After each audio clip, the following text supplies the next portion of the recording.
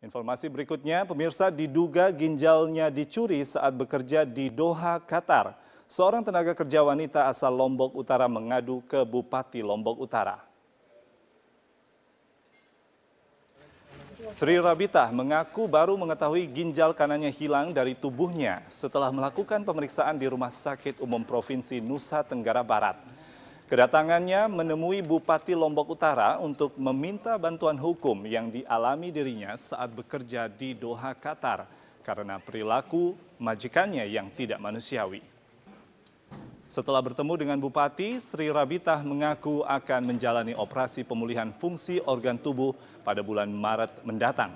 Sementara itu, Bupati Lombok Utara meminta agar pihak kepolisian segera bekerja sama dengan Dinas Ketenagakerjaan dan Transmigrasi untuk segera menyelidiki dugaan hilangnya ginjal Siti Rabitah.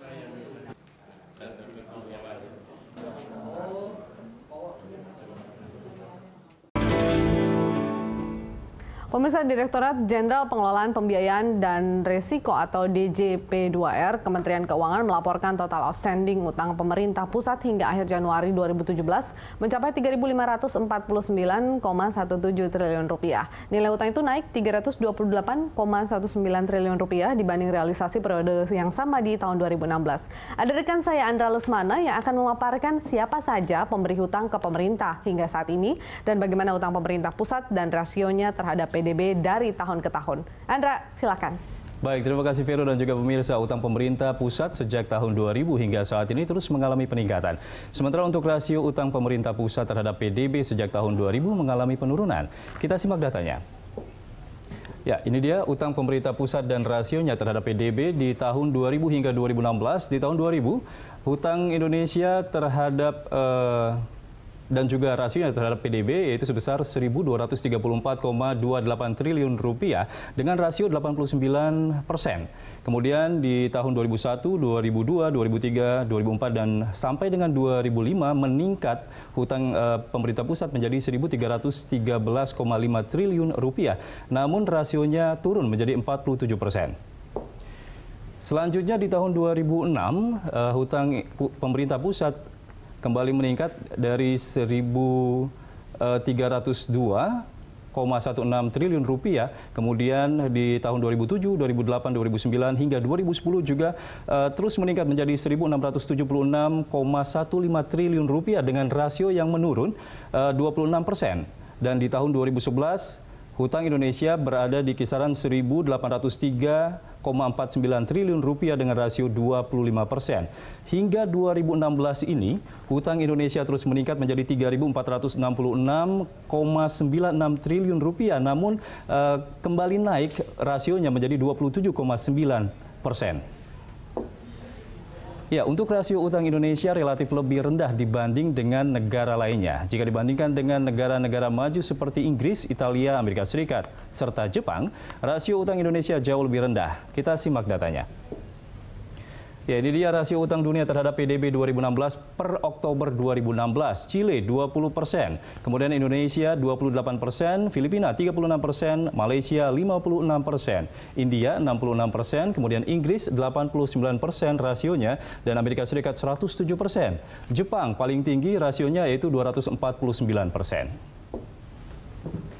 Sementara untuk utang per kapita pemerintah Indonesia pada Oktober 2016 juga lebih rendah dibandingkan dengan negara berkembang lainnya seperti India, Vietnam maupun Thailand.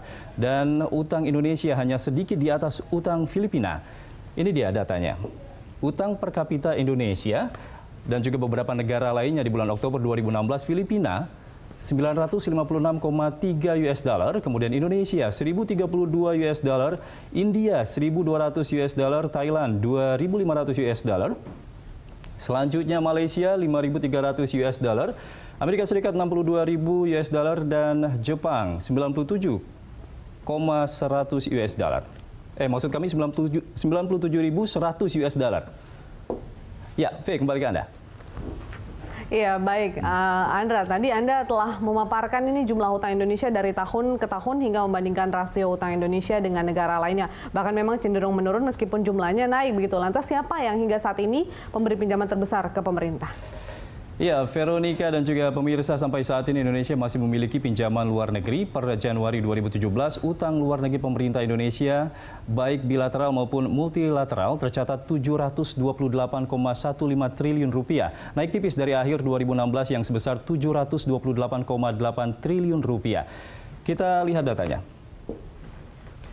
Ya, daftar pemberian pinjaman ke pemerintah Republik Indonesia untuk Bank Dunia sebesar 230,26 triliun rupiah per Desember 2016, kemudian Jepang 199,4 triliun rupiah hingga Januari 2017, ADB sebesar 122,02 triliun rupiah per Januari 2017, kemudian Prancis 24,56 triliun rupiah, Jerman 24,74 triliun rupiah, dan IDB sebesar 9,83 triliun rupiah.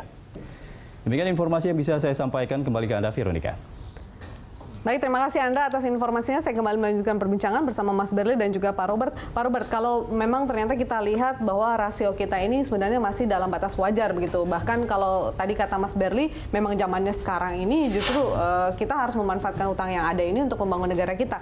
Nah, sejauh ini apakah meskipun ini rasio utangnya masih cukup rendah, apakah sudah ada upaya dari pemerintah juga dalam membayar hutang ini, ataukah memang ini masih dalam program menambah hutang, memanfaatkannya untuk membangun Indonesia saat ini di tengah pelemahan ekonomi yang harusnya dimanfaatkan dan dijadikan momentum yang sangat baik begitu?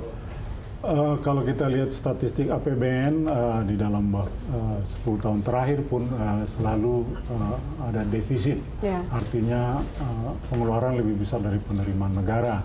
Ke depan kita merencanakan juga masih di level defisit. Kalau di dalam 3 tahun terakhir malah defisitnya meningkat di atas 2%, tetapi kita selalu tunduk kepada konstitusi di mana ada ceiling defisit 3%. Nah, sepanjang APBN itu dari tahun ke tahun selalu dirancang dengan defisit APBN, otomatis kita secara neto akan menambah hutang dari tahun ke tahun. Di dalam prakteknya memang kita ada membayar refinancing, tetapi juga meng-create utang baru untuk membayar utang tersebut. Which is okay sepanjang yang saya katakan tadi net utang yang terjadi itu adalah masih meng-create space di bawah space yang cukup untuk APBN. Lagi-lagi kan kita tahu sebenarnya debt to GDP yang alarming itu kan secara teoritis atau secara benchmarking itu 60% ke bawah. Jadi kita masih cukup aman, jadi masih punya ruangan sepertinya sebenarnya pemerintah Indonesia untuk berutang. Jadi kuncinya bagaimana utang tersebut dipakai untuk meng-create pertumbuhan ekonomi dan menciptakan lapangan kerja. Jadi size utang secara volume, secara relatif terhadap PDB harusnya tidak mengkhawatirkan. Kesimpulannya masih ada space bagi Indonesia untuk meng-create utang sepanjang itu dipakai untuk pertumbuhan ekonomi. Tapi pemerintah tidak kemudian menjadikan spare itu sebagai satu hal yang dispensasi khusus begitu. Jadi kita masih tetap bisa berhutang karena spare kita masih cukup besar begitu. Kemudian tapi tidak memikirkan bagaimana untuk membayarnya, atau sebenarnya ini ada perhitungannya juga sih, Pak. Sepanjang defisit kan pasti kita menambah secara neto, menambah hutang. Otomatis dalam tahun tersebut biasanya seperti saya lah, ada tambahan hutang 390 triliun. Ada yang jatuh tempo, saya harus create utang baru on top of that. Jadi bisa gross issuance saya itu bisa 686 triliun penerbitan obligasi, tetapi secara neto nanti sebenarnya hanya 400 triliun atau 390 triliun. Untung memang kita sudah meng-create market surat berharga negara di Indonesia maupun di pasar global, sehingga kita punya investor yang setia dan punya market tempat memperoleh sumber financing ini. Yang menjadi tantangan bagi kita adalah bagaimana mengelola hutang, sehingga kalaupun kita meng-create utang baru ataupun menservis utang lama, cost of fund yang baru itu atau tingkat bunga yang baru itu harusnya lebih rendah dari yang udah. Baik. Pak Robert, saya ke Mas Berli. Mas Berli, bagaimana Anda melihat pemerintah kemudian untuk memanfaatkan hutang-hutang ini menjadi satu hal yang sangat potensial dan kemudian digunakan dengan optimal dalam membangun negara kita saat ini? Ya, saat ini yang paling ya bisa bilang mendesakkan adalah infrastruktur kan, yang kita memang cukup tertinggal dan ya, sebagai bangsa kepulauan juga butuh dana yang cukup besar. Nah ini kalau ditunda terus berarti akan semakin banyak ya saudara-saudara senegara kita yang tidak dapat listrik, yang tidak dapat air, yang tidak dapat pendidikan yang juga baik gitu. Nah karena jadi pilihannya adalah kita menabung dulu baru bangun atau kita pinjam dulu buat supaya mereka saat ini, karena apalagi buat anak-anak yang masih balita atau SD, kalau mereka tidak dapat gizi yang cukup, nggak dapat air yang bagus dan pendidikan, itu dampaknya jangka panjang gitu. Sehingga memang ya dalam literatur ekonomi pun juga di justify ataupun didukung buat pinjam untuk hal-hal yang sifatnya jangka panjang sama dampaknya luas gitu, multiplier efeknya besar. Gitu. Dan ini agak disayangkan gitu kalau ada ketakutan yang berlebihan terhadap hutang yang tanpa didasari oleh pengetahuan ekonomi yang cukup gitu, yang baik gitu. Karena di korporasi pun juga perusahaan juga masuk hal biasa buat menghutang gitu. Artinya selama ini Anda melihat kemudian pemerintah dalam menambah hutang dan kemudian juga mengelola hutang tersebut seperti apa? Apakah memang sudah sesuaikah ataukah juga memang ada hal yang perlu diperbaiki begitu dalam pengelolaan hutangnya? Ya, kalau secara prinsip dulu ya, prinsip tadi bahwa ketika ekonomi sedang melambat itu harus peran pemerintah buat mendorong untuk melakukan ekspansi dan kan ekonomi kita memang sedang agak melambat 2 tahun terakhir ini kan, sehingga kalau dibiarkan justru akan makin buruk dampaknya, bisa melambat lagi, bisa di bawah 5% pertumbuhan ekonomi kita kan. Nah itu satu. Kemudian ya kan penggunaannya juga sebagian besar buat ke infrastruktur kan, tadi yang memang dampaknya cukup baik dan cukup panjang gitu. Dan kemudian juga kita lihat dari segi pajaknya juga bukannya diam saja, ada upaya-upaya yang cukup serius, ada tax amnesty, ada peningkatan database dan tahun ini juga akan lebih serius lah. Jadi saya kira dua-duanya sudah balance antara yang dikerjakan tadi. Kita tahu ada hutang pemerintah juga ini dari beberapa negara begitu. Kalau kita tahu juga The Fed saat ini yang menjadi bank sentral dari Amerika sendiri kan juga ada perencanaan untuk menaikkan suku bunga. Ini mungkin berdampak pada kurs dolar dan juga berpengaruh terhadap kurs rupiah. Apabila kemudian dalam waktu dekat ini pun pemerintah ada rencana untuk membayar hutang, artinya ini juga menjadi beban tersendiri dalam membayar hutang dengan pengaruh dari kurs ini kah atau bagaimana? Ya kan kita harus tahu dulu komposisinya seperti apa kan. Saat ini dari hutang kita 20, ya saya cek tadi 13% yang hutang luar negeri. Jadi kecil sekali yang hutang luar negeri. Kemudian dari hutang luar negeri itu sekitar 60% yang dalam dolar. Berarti total ya 7-8% dari total semua hutang itu. Jadi ya memang meningkat, tapi ya dari segi dampak ya kecil sekali karena sebagian besar saat ini hutang kita adalah market dan khususnya domestik dengan suatu utang negara ASEAN gitu. Jadi tadi makanya jadi katakanlah 7% kalau ya cuma 7% kalaupun nambah ya dolar itu melemah 5% ya cuma jadi 7,3, 7,4. Jadi ya kita harus bicara tidak angka gitu kan. Jauh sekali lah kita bicara. Apakah itu juga menjadi pertimbangan Pak Robert sehingga kemudian memang kuota dalam meminjam utang itu tidak terlalu banyak dari luar, kemudian lebih banyak menggunakan SBN sendiri? Pertama, di dalam kami mencari sumber pembiayaan melalui utang, kita bicara instrumen ya, ada 2 instrumen, pinjaman dan obligasi. Pinjaman itu adalah loan yang sebagian besar dari luar negeri, multilateral, bilateral. Kalau kita lihat misalnya tahun lalu itu udah negatif 4 triliun. Artinya pinjaman ini lebih banyak kita bayar daripada kita ambil yang baru.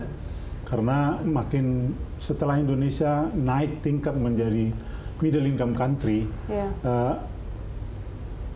lender baik multilateral, bilateral itu size-nya menjadi semakin kecil, nggak sanggup lagi melayani size ekonomi kebutuhan kita yang besar. Jadi kita juga menyadari pinjaman itu makin lama akan makin kecil. Jadi dari Bank Dunia, ADB, IDB itu makin lama lebih banyak kita bayar kembali.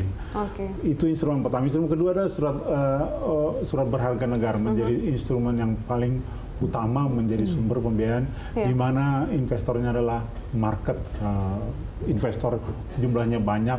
Kami terbitkan dalam mata uang rupiah, dalam US dollar, dalam euro, dan ada dalam mata uang yen. Di dalam strategi kami mencari pembiayaan ini khususnya melalui SBN, andalan utama adalah dalam mata uang rupiah dan dilakukan melalui lelang. Kami secara rutin tiap minggu lelang, sehingga itu juga sesuatu konsistensi yang perlu dilihat oleh market dan investor sehingga dia bisa predik kapan kami lelang, bahkan target size-nya pun mereka bisa antisipasi karena market membutuhkan itu supaya dia bisa membuat perencanaan. Di luar yang rupiah kami menerbitkan yang besar kemudian US dollar karena memang utang-utang kita lama dengan US dollar perlu diservis dan juga memang sumber penerimaan kita juga migas ada yang dalam US dollar sehingga relevan lah, tidak mismatch, currency mismatch-nya tidak terjadi. Itu US dollar, euro dan Japanese yen itu SBN-nya kurang lebih 20% dari total penerbitan.